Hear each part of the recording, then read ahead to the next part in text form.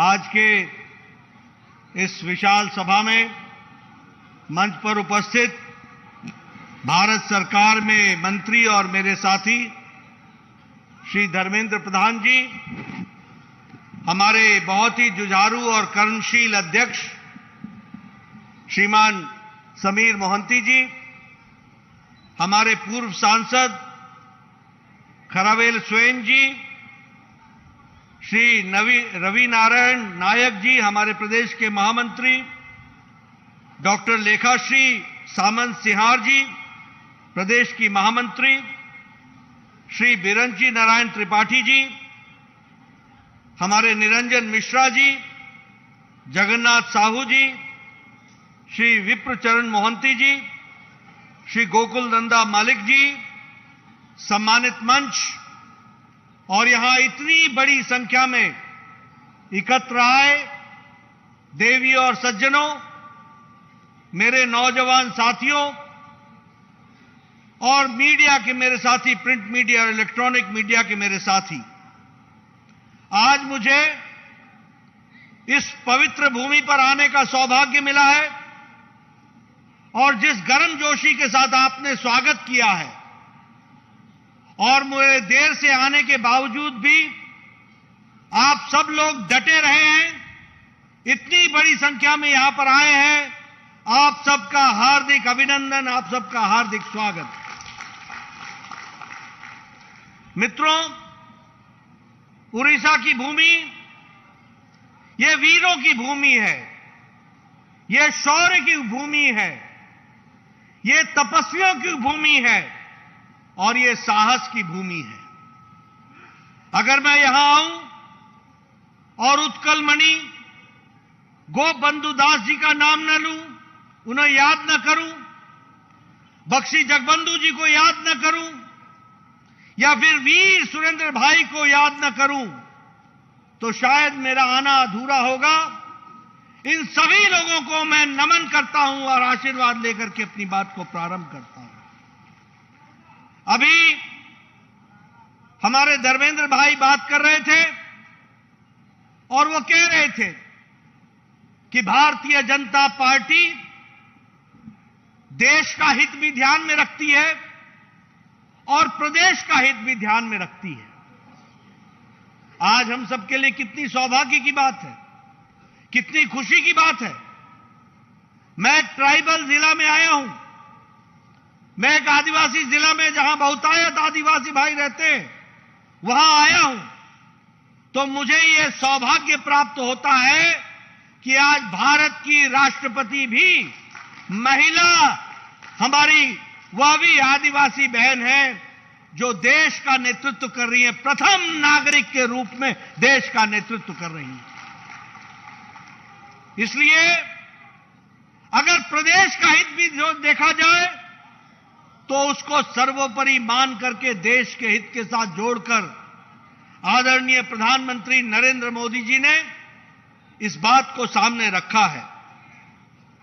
मित्रों, आज देश मोदी जी के नेतृत्व में तेजी से छलांग लगाता हुआ आगे बढ़ रहा है और जिसका फल आपके दूर दराज इलाके में यहां भी विकास के माध्यम से आपको दिख रहा है।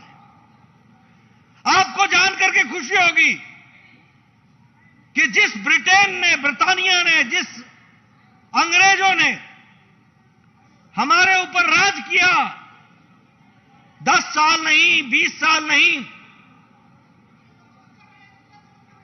पूरे 200 साल हमारे ऊपर राज किया।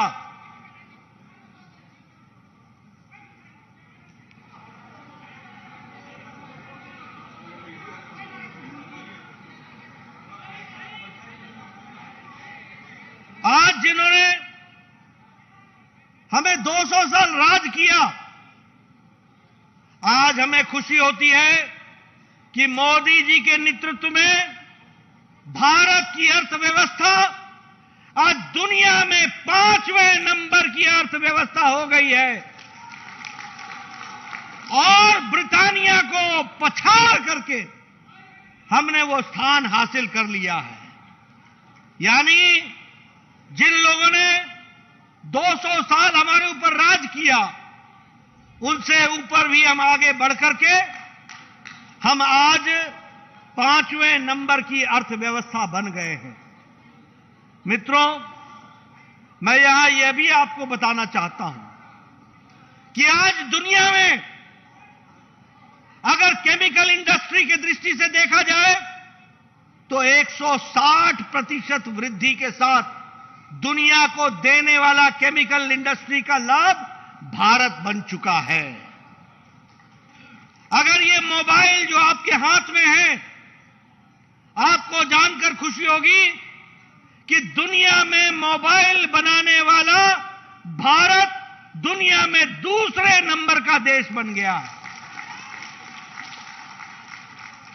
आपको जानकर के खुशी होगी कि मोदी जी के नेतृत्व में ऑटोमोबाइल गाड़ियां बनाने वाली इंडस्ट्री में हम चौथे नंबर पर आ जाकर के खड़े हो गए हैं दुनिया की नजर में।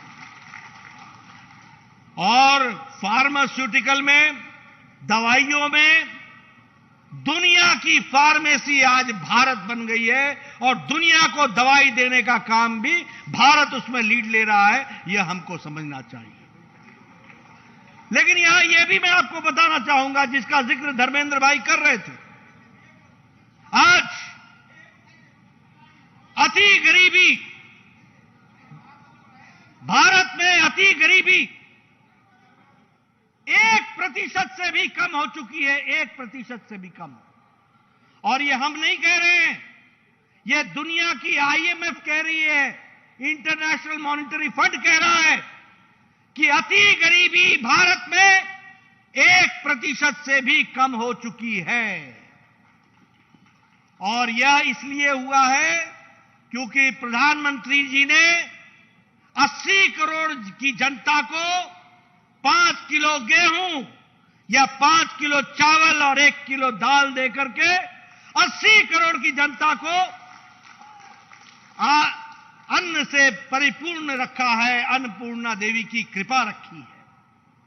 और इसलिए मोदी जी ने तय किया, चाहे कोरोना कितना भी कष्ट पहुंचाए, चाहे कितना भी लॉकडाउन लग जाए, चाहे कोई भी मुसीबत आ जाए, मेरे भारत का नागरिक एक भी शाम को भूखा नहीं सोना चाहिए, उसको 2 वक्त की रोटी का इंतजाम होना चाहिए। और अब यह व्यवस्था हमारे धर्मेंद्र भाई ने अभी कैबिनेट में मोदी जी के नेतृत्व में इसको 2023 तक करने का निश्चय किया है। उसी तरीके से जनधन योजना के माध्यम से पहली बार जो जनता 130 करोड़ में सिर्फ 3 करोड़ की जनता बैंक का लाभ उठाती थी और उसको भारत सरकार का फायदा सीधे मिलता था, वो उसकी संख्या 3 करोड़ थी। और आज जनधन योजना के तहत आज 46 करोड़ जनता को सीधे मोदी जी का पैसा सीधे उसके खाते में पहुंचता है। यह जनधन योजना के माध्यम से किया गया है। आपको जानकर खुशी होगी कि 10 करोड़ 74 लाख परिवारों को, 11 करोड़ परिवारों को, 50 करोड़ की जनता को आदरणीय मोदी जी ने 5 लाख रुपए का हर साल स्वास्थ्य के दृष्टि से गंभीर बीमारियों से लड़ने का इंतजाम किया है। लेकिन आपको दुख होगा कि आपके बीजू बाबू,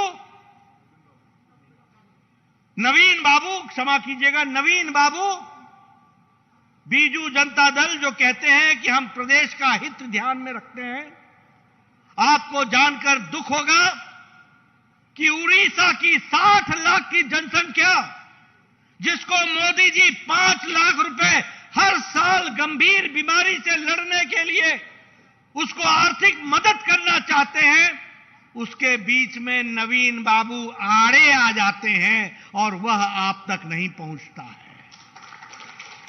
आप बताइए, 60 लाख की जनसंख्या को उसके अधिकार से वंचित रखा जा सकता है? ऐसी सरकार को रहना चाहिए क्या? ऐसी सरकार को रहना चाहिए क्या? मैं इधर से सुनना चाहता हूं, ऐसी सरकार को रहना चाहिए क्या? मित्रों, याद रखना, अगली बार चुनाव आएगा तो आपकी उंगली होगी और कमल का बटन होगा और आयुष्मान भारत होगा। इस बात को आपको समझना होगा।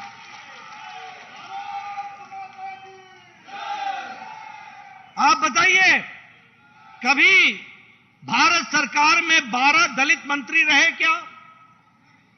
कभी रहे क्या?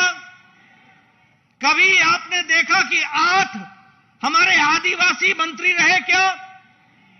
कभी आपने गवर्नर को आदिवासी देखा क्या? कभी आपने मुख्यमंत्री को आदिवासी देखा क्या? यह संभव हुआ है तो मोदी जी के नेतृत्व में हुआ है। कभी आपने देखा कि कोई आदिवासी महिला राष्ट्रपति हुई हो? और कभी सोचा था कि वो महिला, वो आदिवासी हमारी पवित्र उड़िया की धरती से होगी, उड़ीसा की धरती से होगी?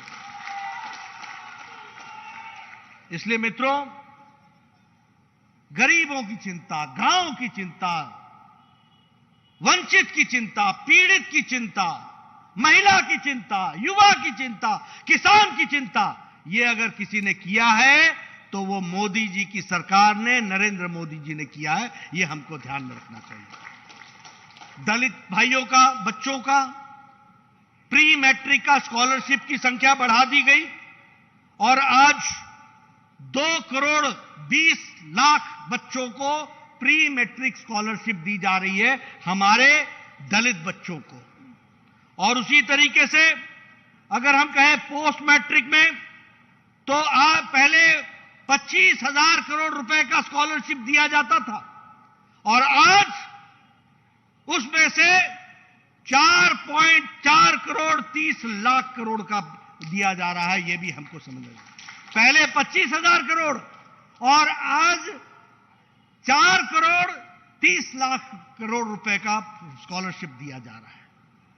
उसी तरीके से अगर हम याद करें कि अगर स्टैंड अप इंडिया की बात करें तो हमारा जो लोन है वो 36,583 करोड़ सैंक्शन हुआ है और ये हमारे दलित भाई और आदिवासी भाइयों के लिए दिया गया है।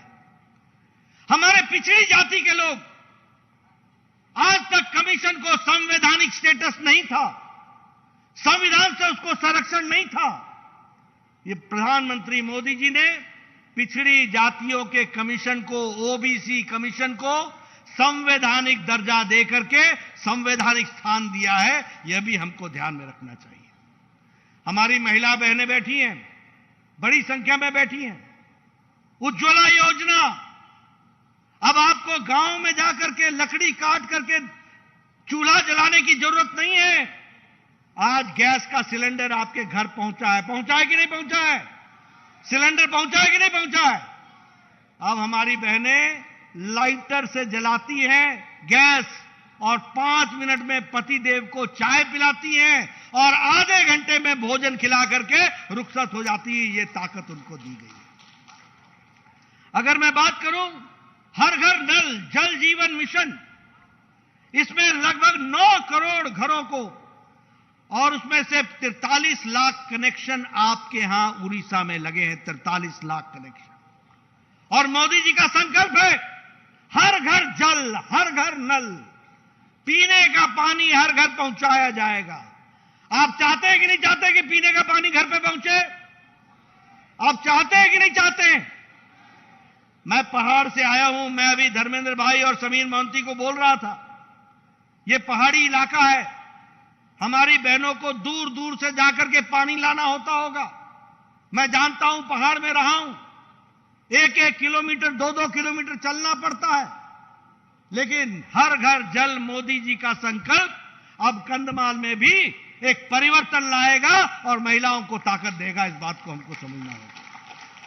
उसी तरीके से अगर हम देखें तो विकास की दृष्टि से हमारा स्वच्छता अभियान, हमारा इज्जत घर, हमारा शौचालय, आपको जानकर आश्चर्य होगा, इस देश में जब मोदी जी ने लाल किले से स्वच्छता की बात कही, इज्जत घर की बात कही, शौचालय की बात कही, तो यही हमारे कांग्रेसी भाई और बीजू जनता दल के लोग बोलने लगे कि प्रधानमंत्री स्वच्छता की बात लाल किले से करता है। कैसा प्रधानमंत्री है? उनको कल्पना नहीं थी कि इस देश में 12 करोड़ परिवार ऐसे थे जो अपने दैनिक जीवन की सुविधा के लिए खेतों में जाया करते थे। उनको घर में शौचालय नहीं था। प्रधानमंत्री मोदी जी ने 12 करोड़ शौचालय बनाकर 12 करोड़ बहनों को इज्जत प्रदान किया और उनको इज्जत से जीने का अधिकार दिया। उनको जीवन इज्जत से जीने का अधिकार दिया। और जहां 12 करोड़ महिलाएं होंगी वहां 12 करोड़ बच्चे भी होंगे। उनको भी इज्जत से जीने का अधिकार दिया। इसलिए विकास के दृष्टि से देखा जाए तो महिलाओं के लिए, बुजुर्गों के लिए, अब किसान की मैं बात करना चाहता हूं। बताइए, हर चौथे महीने 11 करोड़ की जनता को 2-2 हजार मिल रहा है कि नहीं मिल रहा है? 2-2 हजार मिल रहा है कि नहीं मिल रहा है? प्रधानमंत्री किसान सम्मान निधि। और इसके बीच में कोई बिचौलिया नहीं है। सीधा मोदी जी का बटन दबता है, वो बटन दबाते हैं और 15 मिनट के अंदर 2000 रुपए आपके खाते में 11 करोड़ किसानों के हाथों में आ जाता है। यह परिवर्तन आकर के खड़ा हुआ है। सॉइल हेल्थ कार्ड, प्रधानमंत्री किसान मानधन योजना, प्रधानमंत्री फसल बीमा योजना, ये सारी योजनाएं किसानों को ताकत दे रही हैं। हमारे युवा भाई हैं यहां बड़ी संख्या में। मैं उनको कहना चाहूंगा, ये भारत के प्रधानमंत्री मोदी जी हैं जिन्होंने संकल्प लिया है रोजगार मेले के माध्यम से 10 लाख सरकारी नौकरी सामने सामने सर्टिफिकेट के साथ लोगों को दिया जाएगा और केंद्र सरकार की नौकरी 10 लाख दी जाएगी। हम रोजगार की दृष्टि से भी काम कर रहे हैं, नई शिक्षा नीति के माध्यम से काम कर रहे हैं। अब मेडिकल की पढ़ाई भी भारतीय भाषा में होगी। अब इंजीनियरिंग की पढ़ाई भी भारतीय भाषा में होगी। हमारे शिक्षा मंत्री बैठे हैं धर्मेंद्र भाई, आपके उड़ीसा के हमारे वरिष्ठ नेता, इन्होंने जो शिक्षा नीति बनाई है उसमें अंग्रेजी में पढ़ने की जरूरत नहीं होगी। अब आपकी भाषा में आप मेडिकल करेंगे और आप उसमें इंजीनियरिंग करेंगे, और ताकि गरीब व्यक्ति आ सके। प्रधानमंत्री कौशल विकास योजना में भी बहुत तीव्र गति से काम चल रहा है। नई नई योजनाओं में, स्टार्टअप में लगभग 70,000 लोगों ने अपने आप को जोड़ा है। 100 यूनिकॉर्न हमारे वो बन गए हैं, अपने 100 यूनिकॉर्न्स बन चुके हैं और इसी तरीके से आगे बढ़ने का काम चल रहा है। मित्रों, भारत की संस्कृति की भी रक्षा हो रही है। बताइए, राम जन्मभूमि का शिलान्यास हो गया कि नहीं हो गया? हो गया कि नहीं हो गया? काशी विश्वनाथ का उद्धार हो गया कि नहीं हो गया? केदारनाथ का फिर से रिस्टोरेशन हो गया कि नहीं हो गया? मित्रों, ये भारत की संस्कृति की दृष्टि से जो जुड़ी हुई हमारी आस्थाएं हैं, उसको भी ध्यान देने का काम आदरणीय प्रधानमंत्री जी ने किया है। मैं यहां देख रहा हूं ये दृश्य, सब लोग यहां बैठे हैं, बिना मास्क के बैठे हैं, किसी ने मास्क नहीं पहना है और बड़े नजदीक नजदीक बैठे हैं। ये चाइना में संभव था क्या? ये अमेरिका में संभव था क्या? ये यूरोप में संभव था क्या? और आज भी हम एहतियात में सबको कहते हैं कि मास्क पहनो, लेकिन प्रधानमंत्री मोदी जी ने आपको 220 करोड़ डबल डोज 130 करोड़ की जनता को विथ बूस्टर लगा करके सुरक्षा कवच पहना दिया है। इसलिए आज ये भारत की हम तस्वीर देख रहे हैं।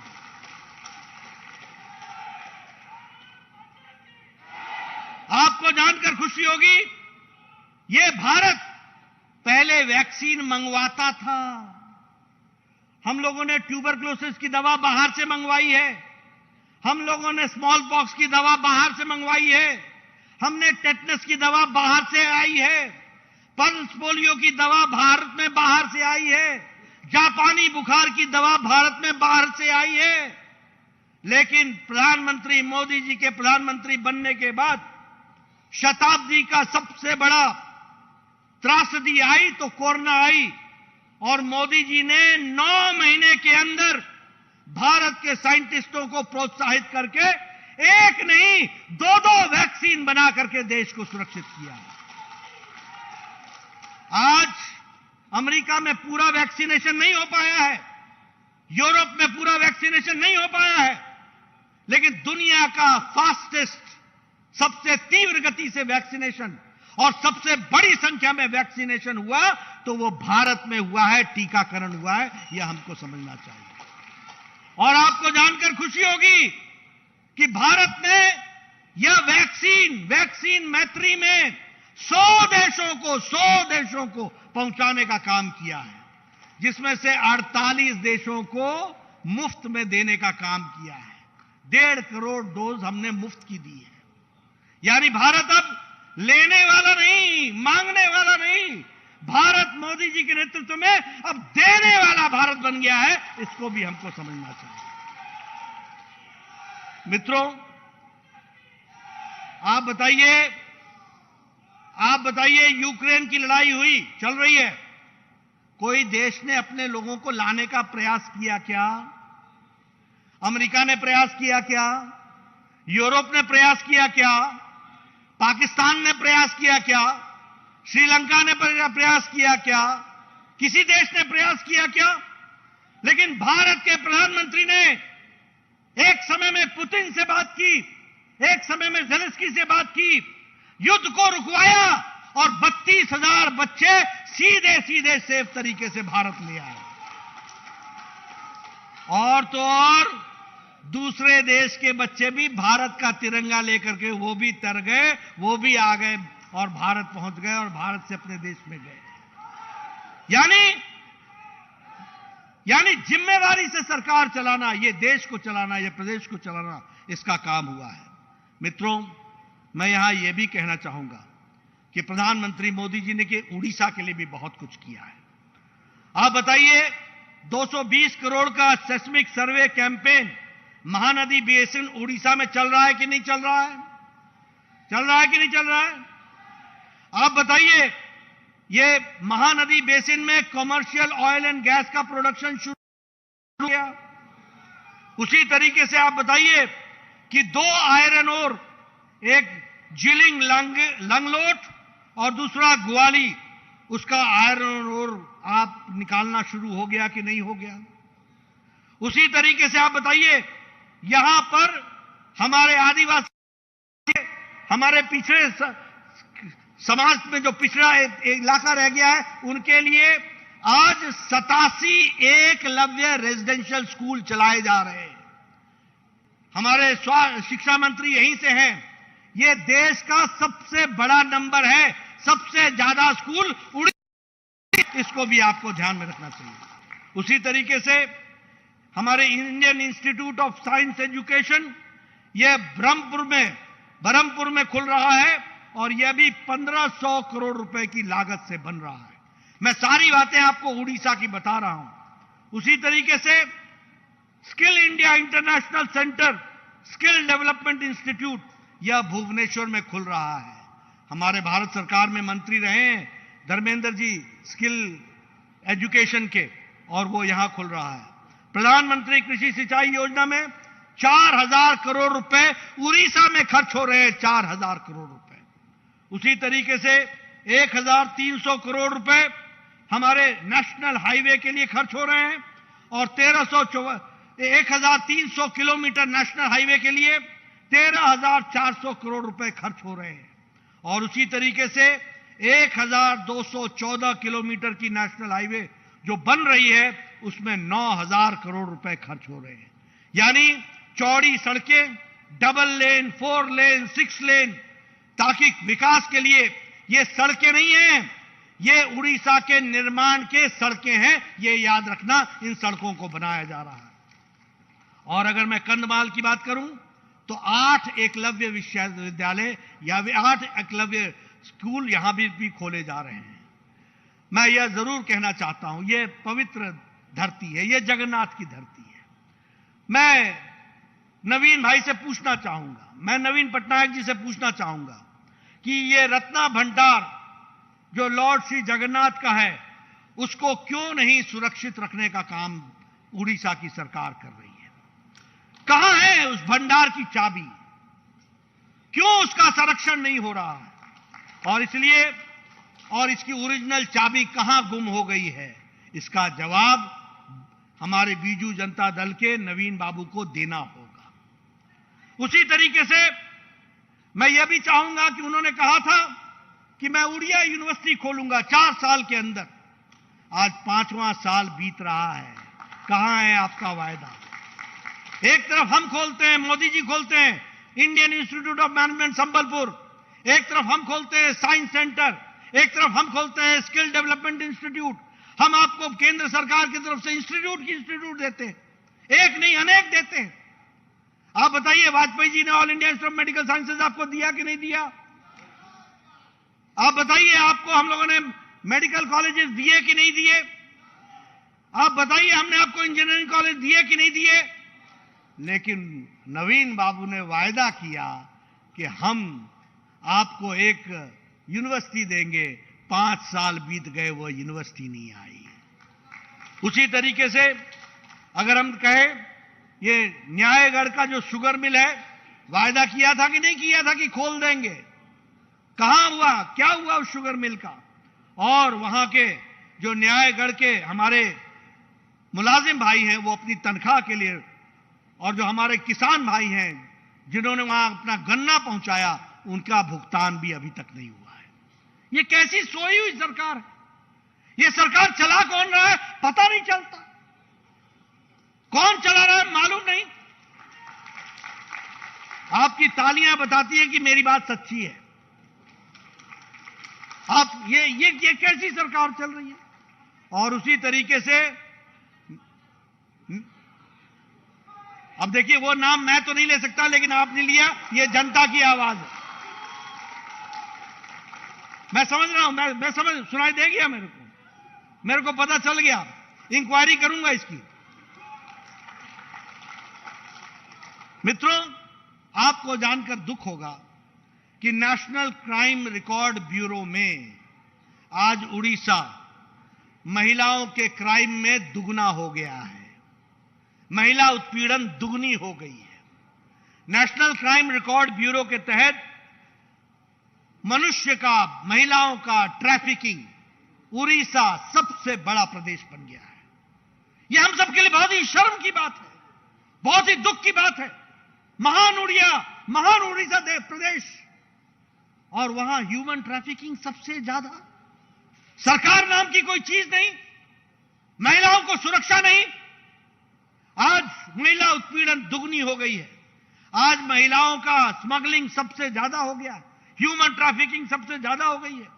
और हमारे आदिवासी भाई और दलित भाई पर सबसे ज्यादा कम्युनिटी में उत्पीड़न हो रहा है, तो वो उड़ीसा में हो रहा है।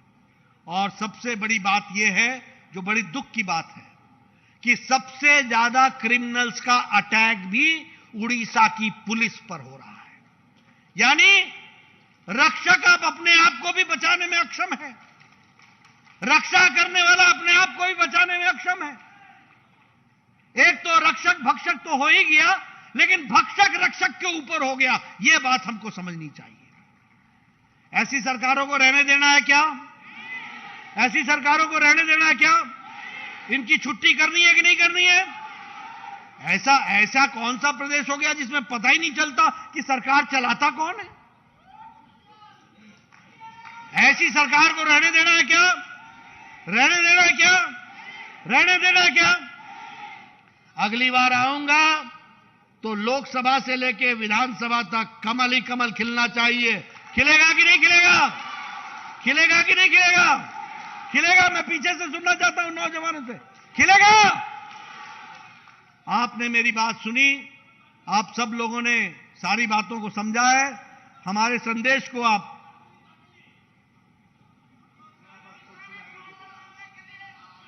हमारी बात को आप गांव-गांव पहुंचाइए, बस्ती-बस्ती पहुंचाइए, सब जगह पहुंचाइए। आपने मेरी बात सुनी, आपका बहुत बहुत धन्यवाद। जय भारत, जय उड़ीसा।